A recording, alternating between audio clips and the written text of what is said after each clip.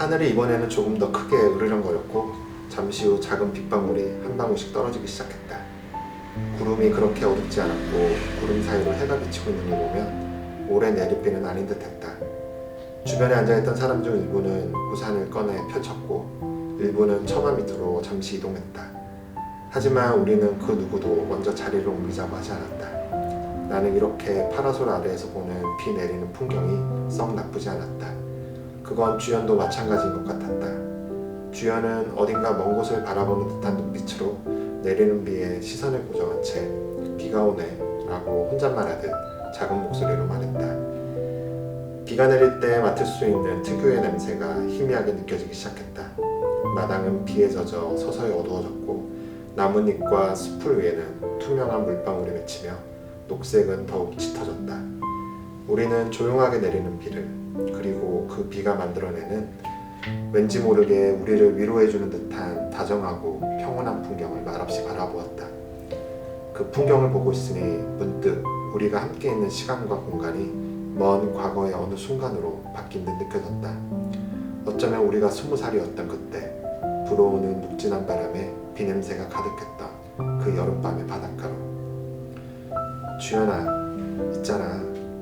나는 촉촉하게 물기를 머금은 마당의 어느 한 지점을 응시하다가 무언가 생각이 난 듯 가만히 주연을 불렀다. 응? 주연은 계속해서 내리는 비만 바라보며 작은 목소리로 대답했다. 그때 내가 너한테 고백했을 때, 응? 그제야 주연은 내게 시선을 돌렸다. 그때 바닷가에서 말이야. 만약 그때 네가 내 고백을 받아줬으면 우린 어떻게 됐을까? 주연은 조금은 놀란 표정으로 잠시 나를 바라보더니 다시 시선을 돌리며 글쎄 라고만 말했다.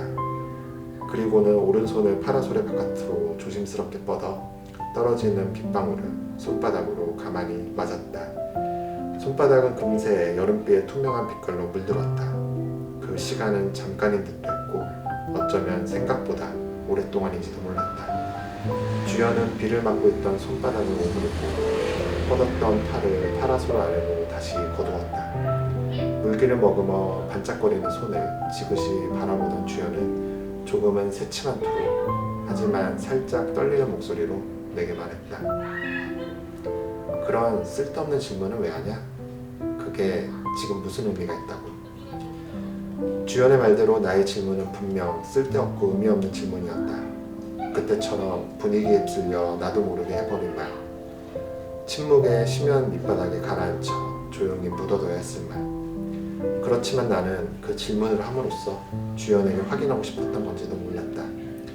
비록 너무 많은 시간이 흐르긴 했지만 우리에겐 지금보다 서툴렀고 어색했던, 그래도 분명 알 수 없는 두근거림이 가득했던 눈이 시릴 정도의 파란 여름이 있었다는 사실을, 그리고 그 오래되어 버린 계절이 빛이 바래고 멀리 밀려났을지언정 우리가 잊지는 않고 있음을, 이제는 그 계절이 비록 어떠한 의미도 가지지 못한다 할지라도.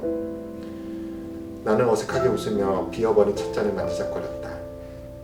그러게, 이것 봐. 아까 내가 그랬잖아. 나이 들어 쓸데없는 후회만 들었다고. 빗방울은 이제 떨어지지 않았다. 우리는 다시 한동안 말이 없었고 그 사이 어딘가에서 날아와 촉촉하게 젖은 마당 위를 부지런히 돌아다니고 있는 참새 무리를 그저 가만히 바라볼 뿐이었다.